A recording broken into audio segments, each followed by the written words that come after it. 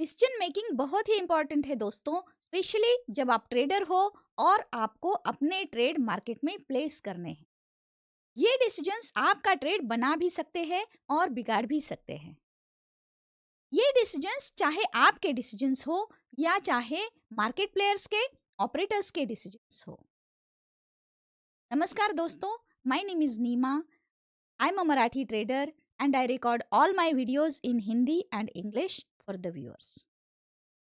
इस वीडियो में आज हम बात करेंगे डिसीजन पॉइंट्स की, जो मेरे एंट्री क्राइटेरियाज होते हैं वो डिसीजन पॉइंट के बेसिस पे होते हैं। ये डिसीजन पॉइंट्स कहाँ से आते हैं?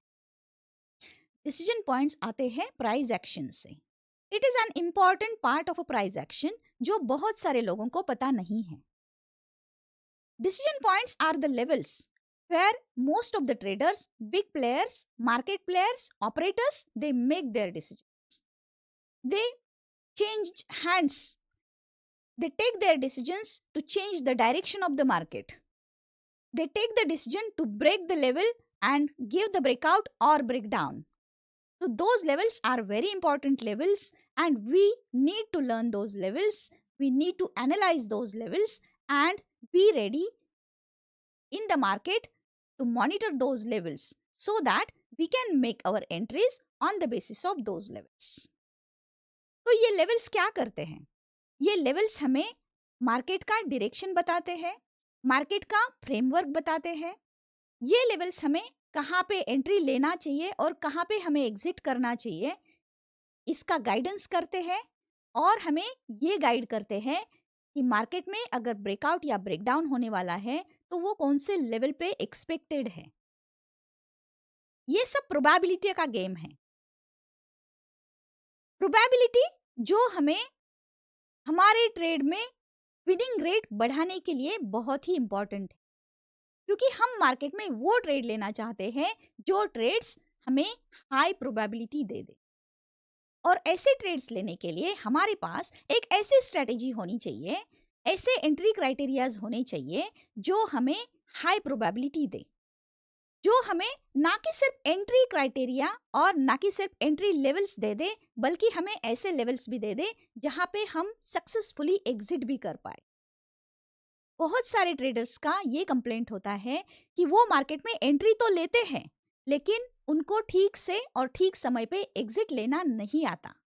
इसलिए जो भी एमटीएम, पॉजिटिव एमटीएम उनके ट्रेड लेने के बाद उनको दिखाई देता है, वो थोड़ी ही देर में डिसअपियर हो जाता है और एमटीएम नेगेटिव में कन्वर्ट हो जाता है। इसलिए ये लेवल्स हमें गाइड करते हैं कहाँ पे हमें ट्रेड में एंट्री करनी चाहिए और कहाँ पे हमें उसमें से सक्सेसफुली एग्जिट लेना चाहिए, ताकि हमारे ज़्यादा से ज़्यादा trades successful trades, winning trades हो जाए।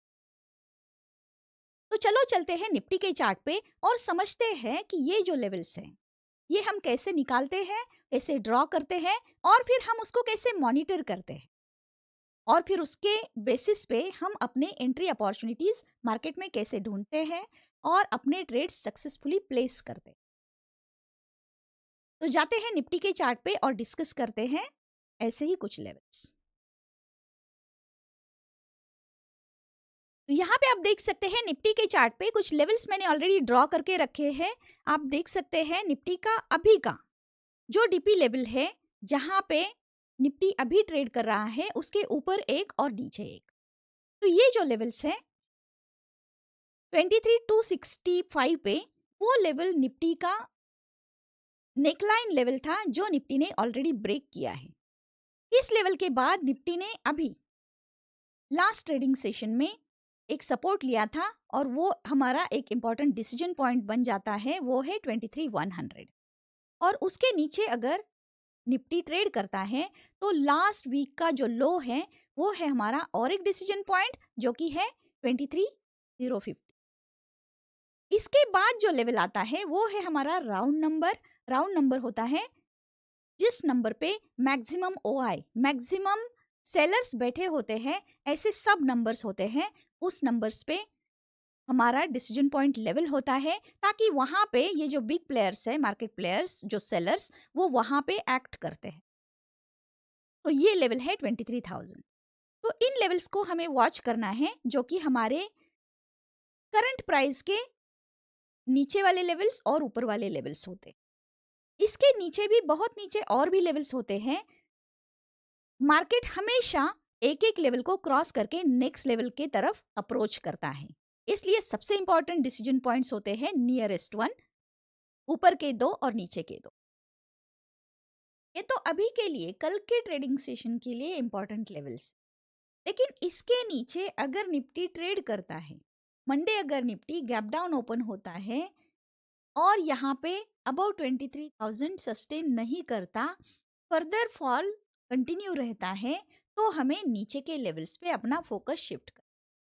और नीचे के लेवल्स जो है वो बहुत पुराने 6 मंथ्स पुराने लेवल है, जो कि 22,780 पे एक लेवल है, और उसके काफी नीचे, बहुत ज्यादा नीचे 21,794 पे एक लेवल। तो ये जो लेवल्स है ये काफी नीचे है। मार्केट को बहुत ज्यादा फॉल करना पड़ेगा उन लेवल तक पहुंचने के लिए, और फिर हमारे नए लेवल्स मार्केट में बनते जाएंगे, जो कि हमारे इंपॉर्टेंट डिसीजन पॉइंट्स बने।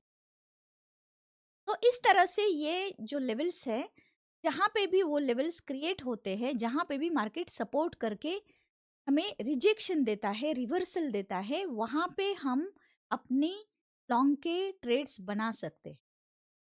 अदरवाइज अगर मार्केट के डायरेक्शन में, मार्केट के फॉल के डायरेक्शन में हमें ट्रेड लेना है, तो इन लेवल्स के बेसिस पे एक लेवल से दूसरे लेवल तक, नेक्स्ट लेवल तक हम अपना ट्रेड प्लेस करके उसको टारगेट कर सकते हैं और पी के साइड में ट्रेड बना। ऐसे ही निफ्टी के साथ हम लोग देखेंगे कि बैंक निफ्टी में कौन से लेवल्स अभी के लिए इंपॉर्टेंट हैं। तो बैंक निफ्टी के चार्ट पे अगर आप देखेंगे, तो यहाँ पे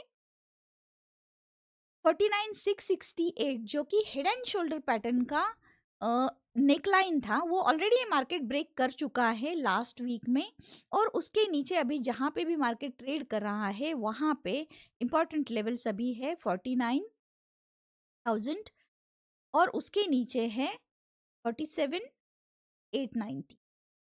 अगर मार्केट यहाँ से भी नीचे फॉल करता है, तो नीचे के लेवल्स है वो 6 मंथ्स पुराने लेवल्स है, जो कि है 47, और उसके नीचे बहुत काफी नीचे जो लेवल्स है वो अभी हमने ड्रॉ करके ही रखे हैं, लेकिन जैसे जैसे मार्केट फॉल करेगा हम ड्रॉ करेंगे। अगर मार्केट यहाँ से रिवर्स करके ऊपर चला जाता है, तो ऊपर के लेवल्स यहाँ पे बन जाते हैं 50,490, और उसके ऊपर भी काफ़ी 50,000 और बहुत सारे लेवल्स हैं। वो हम धीरे धीरे ऊपर के लेवल्स भी मार्क करके जाएंगे, जैसे जैसे मार्केट एक स्ट्रक्चर से दूसरे स्ट्रक्चर में शिफ्ट जाएगा, वैसे वैसे। अगर हम देखेंगे सेंसेक्स के चार्ट पे कौन से इंपॉर्टेंट लेवल है अभी के लिए, तो अभी के लिए जहाँ पे मार्केट ट्रेड कर रहा है उसके नीचे 76,260 पे सेंसेक्स ने एक डब्ल्यू पैटर्न यहाँ पे ऑलरेडी बनाया है। तो 2 बार इस सेम लेवल पे 76 पे मार्केट सपोर्ट ले चुका है, और ये डब्ल्यू पैटर्न अभी तक कंप्लीट नहीं हुआ है। तो अगर ये बेस नहीं बना, अगर मार्केट इस लेवल के नीचे खुलता है, या फिर मार्केट यही खुल के फ्लैट ओपन होके इस लेवल को एक ही कैंडल में ब्रेक करके नीचे जाता है, तो ये लेवल इनवैलिड हो और फिर मार्केट फर्दर फॉल के लिए रेडी हो जाए।